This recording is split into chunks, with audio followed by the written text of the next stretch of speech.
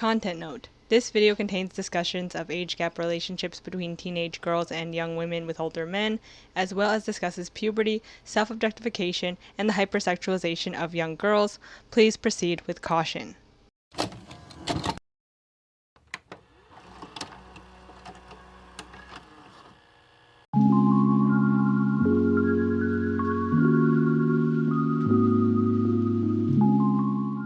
I think Demi Lovato's song 29 perfectly encapsulates my own feelings about this topic, so I'm going to use it as a framing device for this video. In the song, she describes her relationship with Wilmer Valderrama, better known as Fez from That 70s Show, and who claimed he took Mandy Moore's virginity when he was 21 and she was 16. Lovely. Demi met and started dating Valderrama back in 2010 when she was 17 and he was 29, and states in the lyrics that at the time she didn't know what consent was, and that the relationship seemed to play into an age gap fantasy that teen girls are very much aware of. As the song states, a teenage dream, a fantasy, hinting at many young girls' dream of being worthy enough to catch the eye of an older man. Oh, to not be like other girls, to be called mature for your age. But is it really a teenage dream, or is it something much more sinister? Demi closes the song with this line: "It was a teenage dream, a fantasy, but it was yours, it wasn't mine." So today, that's what I want to explore. I want to talk about this so-called dream that young girls and women are made aware of, and if it's something that would exist regardless of the patriarchy, or if it's something that only exists because of it.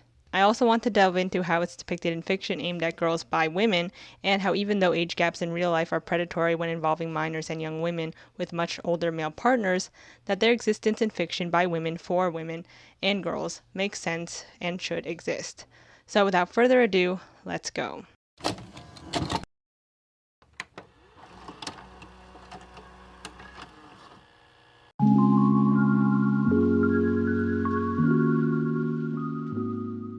In the song 29, Lovato dissects a relationship dynamic that young girls learn about at a very young age, that older men prefer younger women. As someone who grew up with The Girls Next Door, American Beauty winning Best Picture at the Oscars, and who reblogged images of the terrible 1997 adaptation of Lolita on Tumblr, it really wasn't a well-kept secret. Even today, Leonardo DiCaprio serially dating women under 25 is seen as a joke and something to meme about, and not seen as something truly creepy, and back in the early 2000s and 2010s, it was taken even less seriously. Throughout high school, peers and I watched Pretty Little Liars romanticize Ezra and Aria's literal student-teacher relationship like it was no big deal. The promotion of this norm is even in one of my favorite childhood songs, 16 Going on 17 from The Sound of Music. You need someone older and wiser telling you what to do. I am 17 going on 18, I'll take care of you. This idea that men should be older than women in a relationship was and still is constantly shoved in our faces. And it's normalized even more by biology, since of course boys mature slower than girls, therefore girls should want and desire older men who supposedly are emotionally at their level. The only problem is that this doesn't make any sense. Firstly, quite obviously, young girls aren't ready for relationships with older men. Thinking that girls are just naturally more mature makes girls forego a carefree childhood because they think that they have to or should be ready for these types of relationships when they're not. This stereotype forces them to suppress their own emotions and grow up faster. While boys will be boys, girls have to regulate their emotions because they should know better.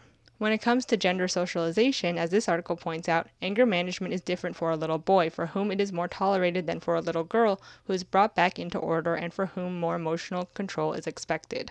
Secondly, the only reason this type of thinking exists is because it helps uplift the patriarchy. It makes it seem as if it's the girls who are seeking out older men, and that the men can't help it, it's just biology. It's not their fault boys their age are immature. The reality is that older men know young women are inexperienced in relationships, don't have a steady income or a full education, and are easier to manipulate and prey upon, so that's why they prefer them. But a lot of the time, this knowledge that being in a relationship with an older man is a precarious situation to be in comes with hindsight. As Demi sings, "Finally 29, funny, just like you were at the time," admitting that it took becoming the same age as he was when they dated to really dissect and understand their relationship. As someone who was a freshman in high school who dated a senior, I personally know how long it takes to realize how effed up the age gap can be. It does take a whole decade or longer to really understand what transpired. And the sad reason it takes us so long to realize that these relationships aren't in our best interest is because patriarchal society doesn't allow women and girls to become fully realized human beings. Instead, society sends us mixed messages about our bodies and sexuality that makes it almost impossible to see ourselves as anything but objects for the male gaze. Starting out as children, we're told to cover up and are told what to wear via dress codes and to stay away from strangers, especially older men. We're told this while simultaneously being shown media that depicts young women with older male romantic interests, even in media where the age gap isn't a factor to the plot.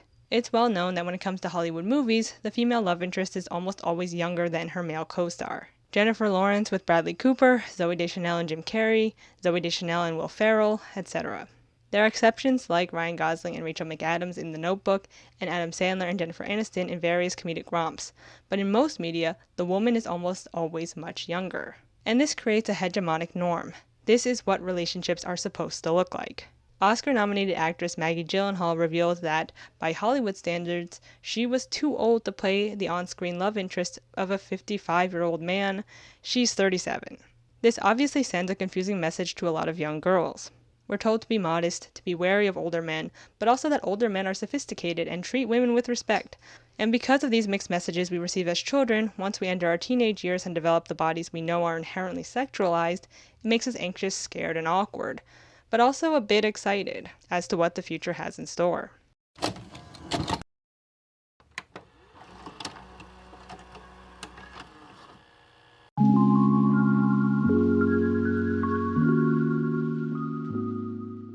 Everyone will feel differently when it comes to entering puberty, but I personally was originally excited to enter my teen years and start dating because narratively, this time is sold to teen girls as the best years of your life. Because after all, falling in love for the first time and getting a first kiss is what all girls want, right? I was especially excited to get to know older boys when I entered high school because after years of being told how scary they were, it ironically made me even more interested in them because they were deemed off limits. And I don't think I'm alone in this, especially after seeing the popularity and relatability of the movie 8th Grade, which realistically depicts how most tween and teen girls are interested in dating and sex as they're primed to be from birth, and how that's taken advantage of by older boys and men. When an older guy shows an interest in you as a young, insecure girl, it makes you feel special, grown up, and finally worthy as you take your place in the patriarchy. Until, of course, it all comes crashing down.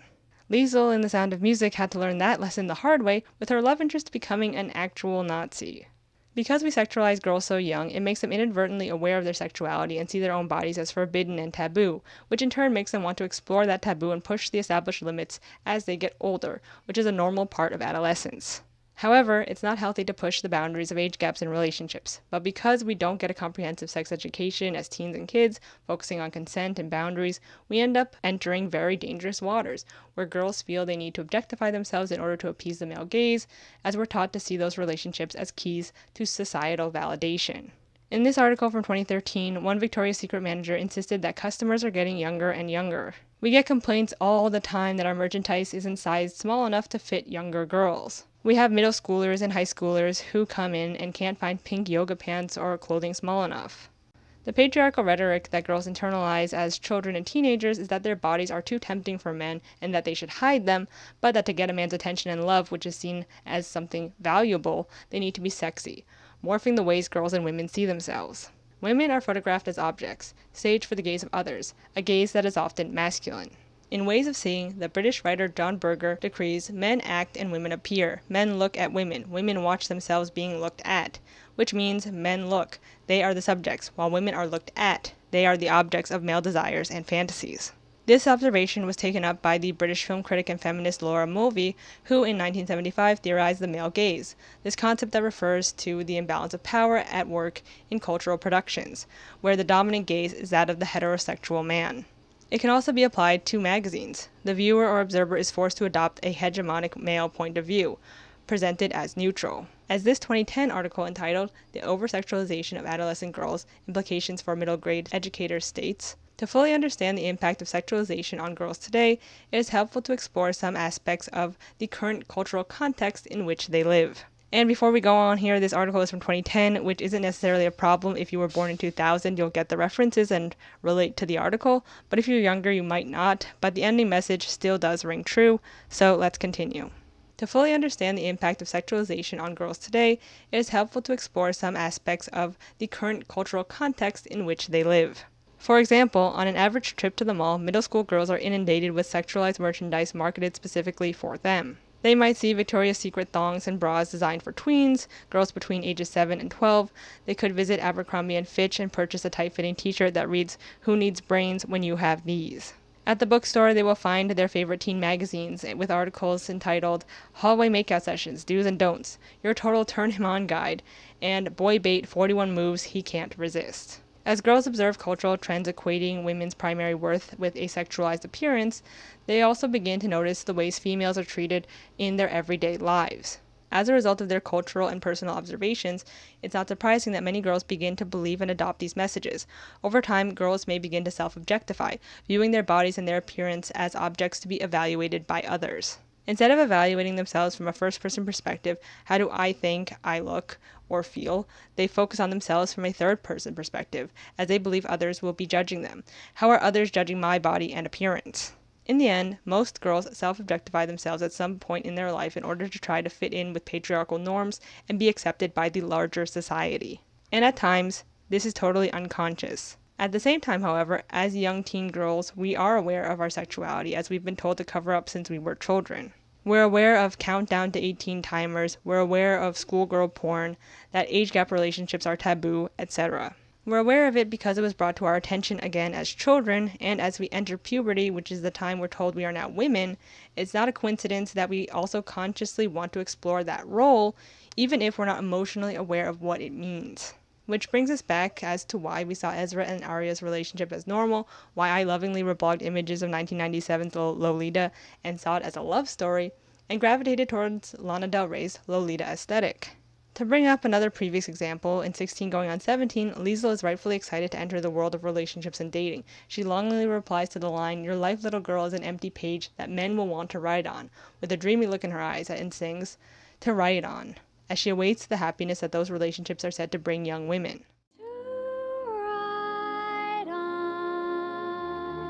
And this isn't because tween and teen girls are brainwashed into following patriarchal norms, but rather they are aware of what society expects of them, and are curious about it, but unfortunately aren't given an opportunity to learn about sex and relationships in an educational setting. So instead, tweens and teens turn to pop culture to teach them about love, relationships, and sex, particularly art and media created by other women. And a lot of works that appeal to girls and that are authored by women happen to include age gap fantasies that are depicted as desirable or normal.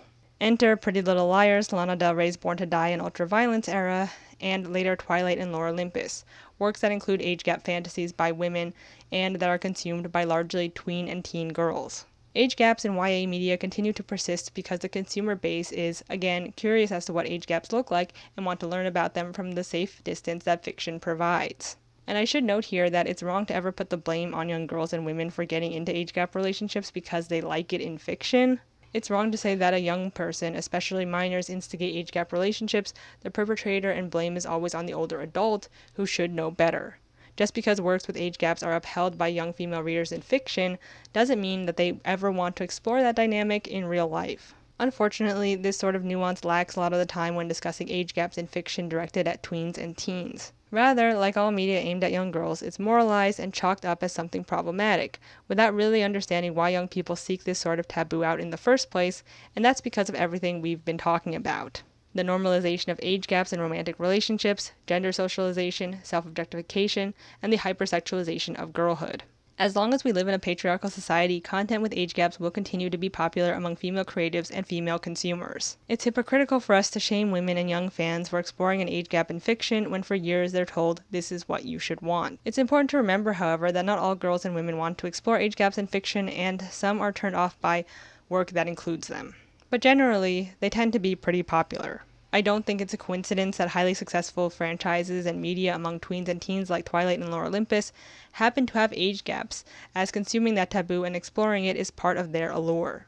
So now that we've established that normalizing the age gap in real life is bad, but that because of that normalization it makes teens and tweens interested in it and want to explore it in fiction, and therefore it makes sense that said fiction exists, especially by women, now let's peel back another layer of the onion. And that layer is twofold. Firstly, do fictional portrayals of age gap relationships aimed at young women and girls endorse said age gap and help normalize it? And secondly, should the creators be held accountable for not being or creating good role models and healthy relationships for their mostly young audience?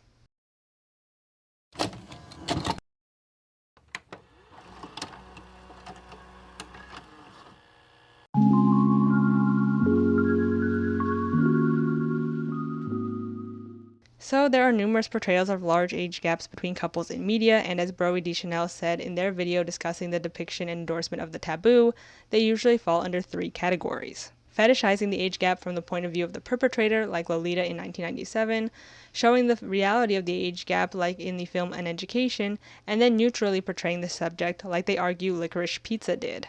And here's where I'd like to add a 4th type of depiction, and that is an age gap romance aimed at girls, where the self-insert teen is into it, even though the text acknowledges that it's a societal transgression, and actually the fact that they're transgressing and pushing boundaries is why it appeals to larger audiences.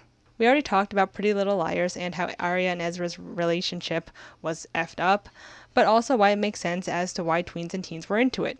A, that type of relationship is normalized in society, and B, young girls want to see something depicted that they know is socially expected of them, but do not actually want that in real life. But now it's time to ask, does this fictional portrayal help normalize and endorse a real-life dangerous relationship dynamic?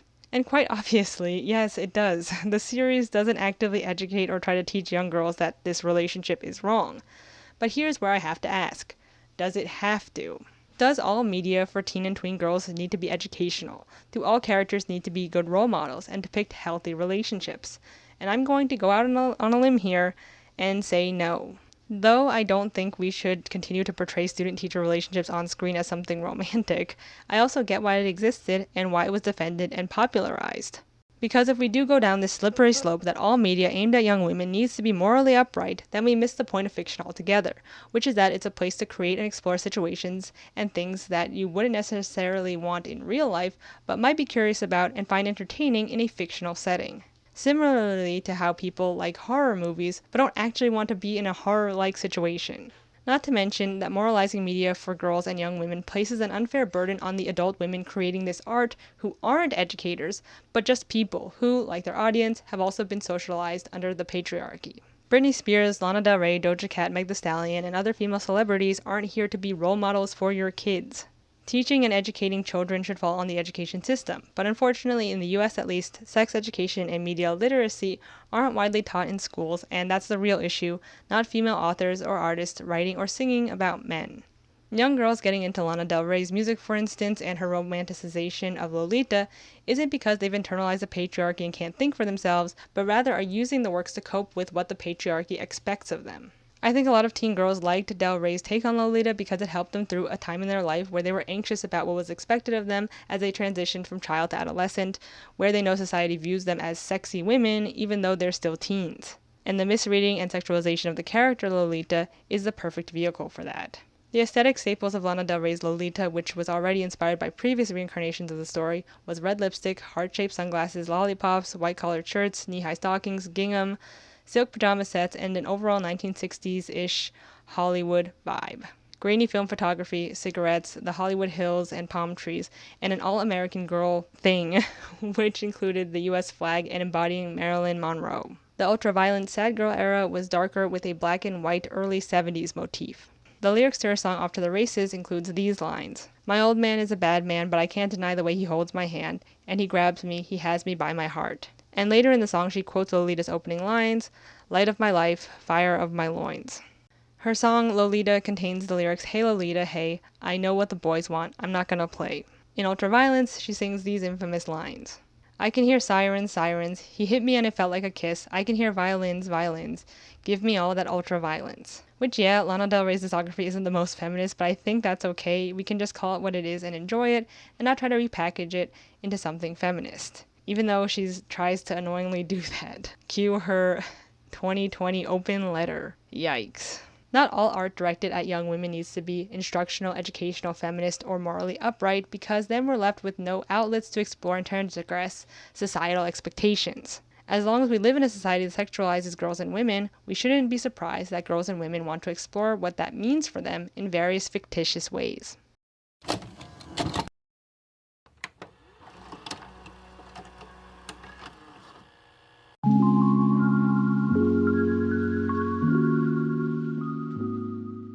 So far, we've talked about older portrayals of the age gap in tween and teen media, like Pretty Little Liars and the aesthetic of Lana Del Rey's ultraviolence and Born to Die era. Now let's move into the current state of age gap content for girls by women.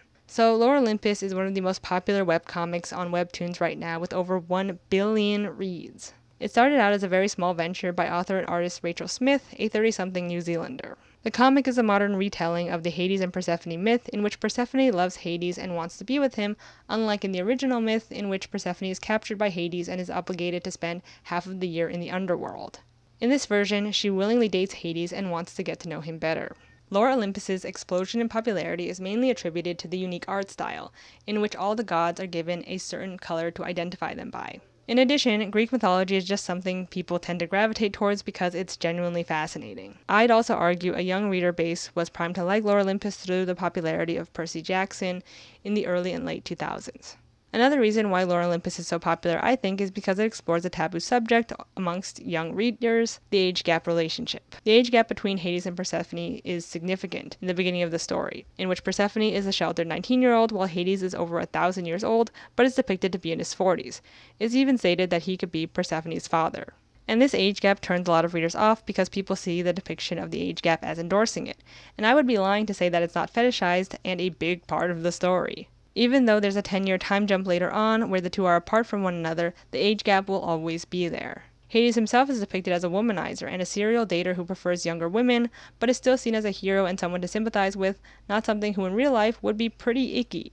However, this isn't real life. They're characters in a story that seemingly started off as a fanfic for someone to explore their own personal interests, that also clearly appeals to other people's personal interests. It's pretty obviously a self-insert story, and some people are into that, and others not so much. I personally stopped reading it due to the lack of structure and payoff. I also really dislike how Persephone's ignorance of her own body and sexuality is what makes her special. Persephone not knowing she's beautiful makes her beautiful, whereas for the other female characters in the comic, knowing and using their beauty and sexuality demonizes them, and that's just not something I want to read about. But anyway, to answer the previously posed questions, I do think that Lore Olympus normalizes and endorses the age gap for young readers who may not have the media literacy to understand the grander implications of said relationship in the real world. But to answer the second question, I don't think we should demonize Smith or go after her for depicting and endorsing something that clearly her audience wants to explore and draws a lot of people to the comic in the first place. Personally, I think that fiction like Lore Olympus helps explore a relationship dynamic that young girls are made especially aware of in a safe way. I will say, however, I'm not a fan of Lore Olympus. I mean, I read the comics, but I never really got into it. The same thing with Twilight, despite reading the books and watching the movies as they were coming out. It's just not something for me. And the early chapters of Lore Olympus are rough and uncomfortable. I mean, talk about the male gaze, right? However, I think we also need to better understand why the age gap is appealing to younger readers and not just chalk it up to something that's problematic or that shouldn't exist. Again, art doesn't need to be instructional or moral just because it's for young people. We moralize everything young girls do and consume, and I think that it makes it really hard as a young girl to display any sort of interest in anything. We've had talks about how it's wrong to put pressure on female singers and songwriters to be good role models for young girls, so why would the rules change for storytellers? As for the impact in real life, I don't think tweens and teens who read Lore Olympus are going to then want to date a fully grown adult. And rather than putting the onus on children and young people, we should be questioning a society that normalizes men in real life preying on younger women. A society in which men, no matter what their age, are more interested in women in their 20s than women their own age. And I personally find it really interesting that Lore Olympus gets so much flack for their age gap depiction when Twilight doesn't, and in fact the Twilight Renaissance was able to excuse the age gap altogether. Basically, because it's a series about vampires, the age gap is a genre staple, so fans and non-fans alike agree. If you don't like it, then the genre just simply isn't for you and you shouldn't read it. Why isn't that logic applied to Lore Olympus? If you don't like seeing an age gap explored or depicted, then this just isn't for you and don't read it. Another reason why Twilight's age gap isn't seen by readers as that bad is because in the 2020 novel Midnight Sun, Twilight, but from Edward's perspective, it's clarified that vampires both physically and mentally freeze at whatever age they are when they turn. So therefore, Edward is mentally a 17-year-old even though he's lived for much longer than Bella. And he's simply more adult because when he was a teenager at the turn of the century, teenagers didn't really exist, he was just brought up as a mini-adult. But honestly, I think a reason why young girls originally liked Twilight and why people like the vampire genre is because of the age gap. It's again, something that girls and young people in general want to explore in fiction. And rather than turn away from it and say that it's problematic or shouldn't exist because of the larger societal impact, I think we should understand why it exists and how it may help girls cope with the society they're socialized in. Much like how the original Beauty and the Beast, which was written by a female author for a woman's magazine, was there to help young women and girls cope with the idea of arranged marriages. Sure, it romanticizes the idea, but it also helps young girls deal with the reality they live in and explore the dynamic safely through fiction. I will say that the whole Jacob and Renesmee thing was freaking weird though. Like, if you don't know, Jacob basically falls in love with a baby, but I think that's pointed out in the work itself and by the fandom. Even though in the work it's still something that we're supposed to get on board with in the end. But going back to my point, depiction doesn't always mean endorsement, and even when it's not questioned as heavily as it could be, does it really need to be? I personally don't think so. Art by women for women doesn't need to have a feminist instructional message. However, I do think it's wrong to say that art by women is inherently feminist, because that's not true. Women make problematic work all the time. In the case of Lore Olympus, it's at times marketed as a feminist retelling of the myth, when it should just be seen as a retelling. Though I think that falls less on the author and artist and more on the culture it became popular in, which markets anything by a woman as feminist because girl boss feminism is profitable. Twilight's Renaissance was kind of rebranded as feminist for a while, but I think nowadays most of us just see it for what it is, a book for tween and teen girls as well as older women who want to live out a vampire fantasy.